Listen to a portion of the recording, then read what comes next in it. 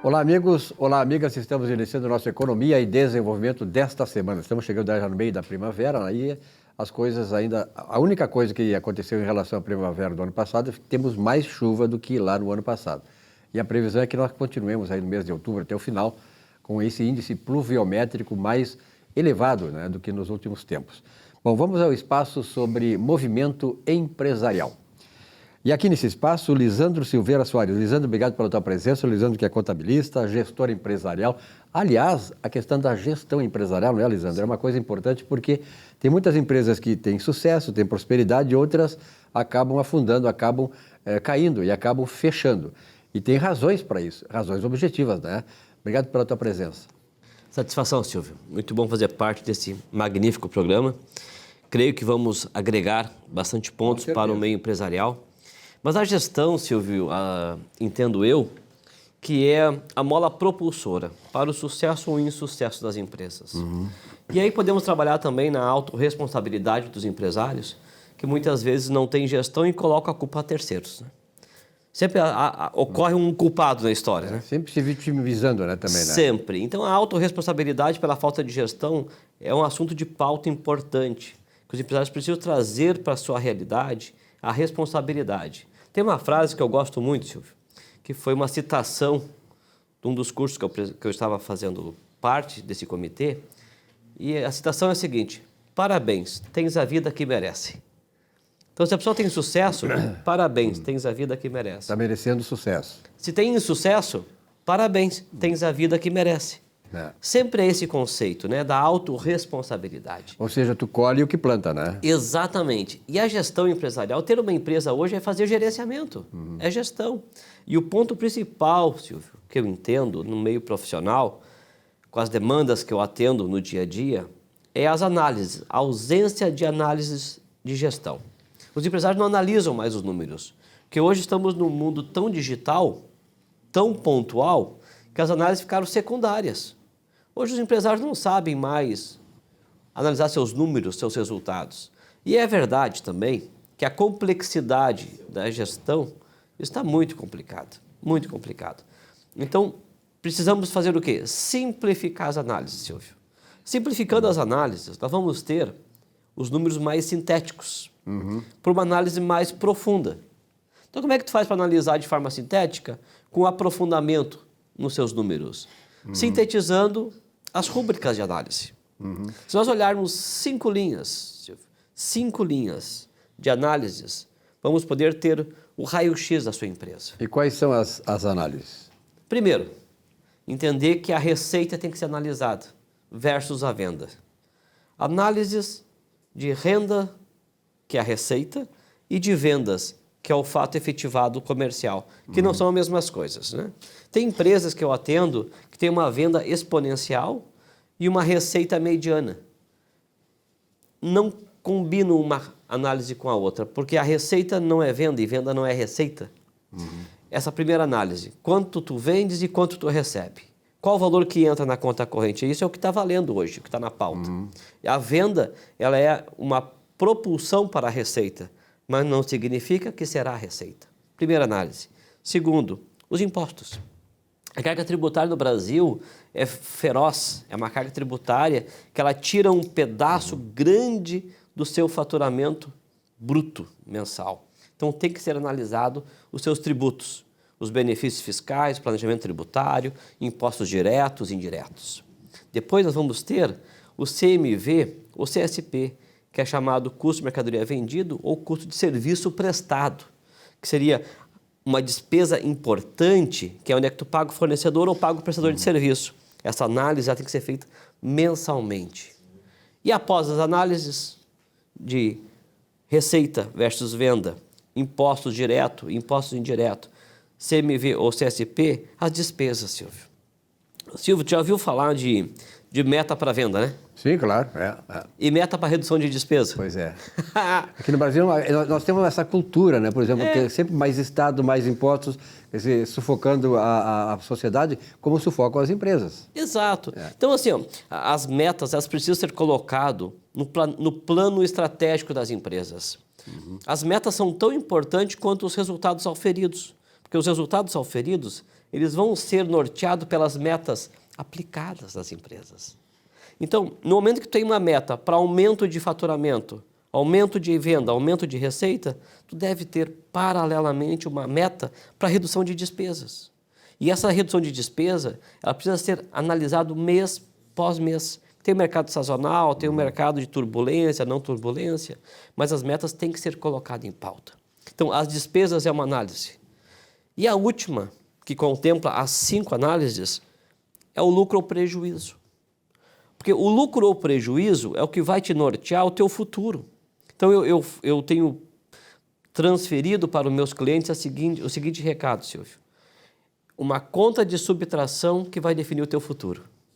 Então, é a receita menos os impostos.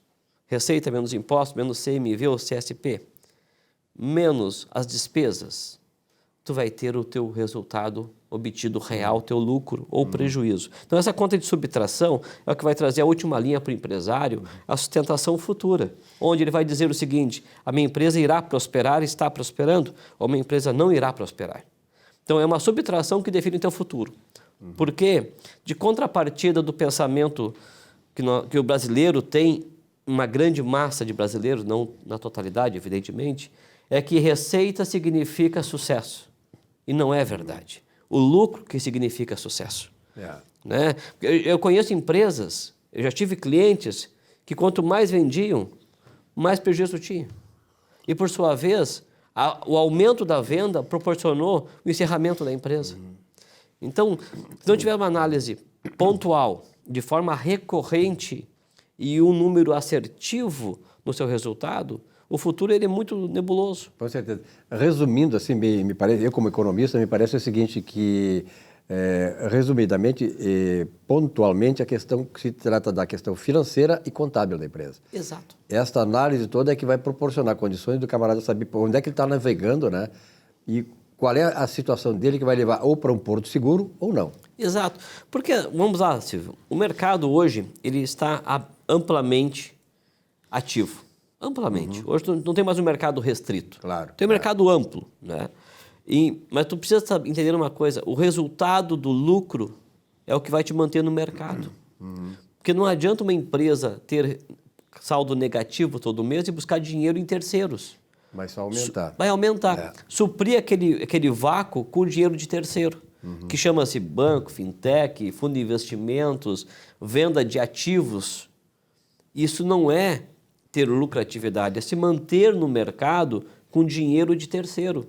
No momento que vai poder manter a sua empresa com dinheiro próprio, é do lucro que é extraído. Lisandro, esse tipo de comportamento, quer dizer, de análise, ela vale para as grandes empresas, que natureza de mercado que ela atua, para as pequenas empresas ou para todas elas?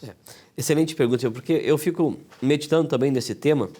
Qual a amplitude dessa análise? A amplitude Eu digo, na contramão dos colegas consultores e gestores, eu digo assim, Silvio, começa dentro da tua própria casa. É verdade. Começa dentro da tua própria casa. Porque a inteligência financeira, a inteligência tecnológica, a inteligência intelectual, ela deve começar com seus primeiros valores. A menor empresa do mundo, sabe qual é, Silvio? Uma família. Não tem o CNPJ, mas tem ativo, tem passivo, tem despesas, tem investimentos, tem os formadores de receita. Tem receita, tem despesa. Tem aquela fonte de receita, tem aquela fonte de despesa.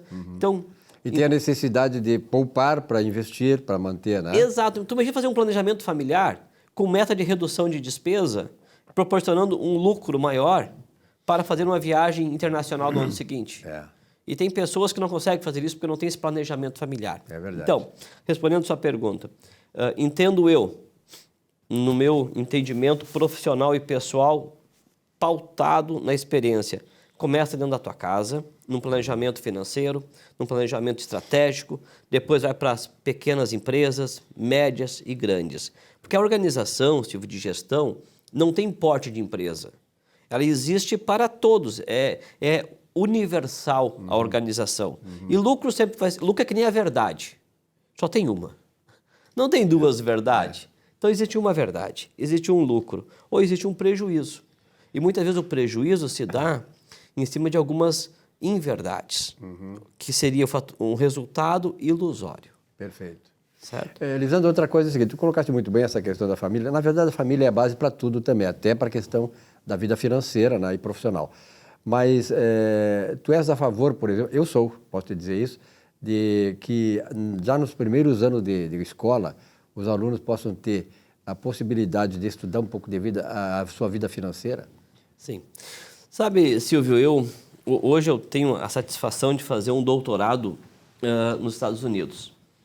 E nessas aulas, essas experiências maravilhosas com professores que têm a visão de mundo diferente num estado totalmente capitalista, esse é o primeiro ponto que eles afirmam muito.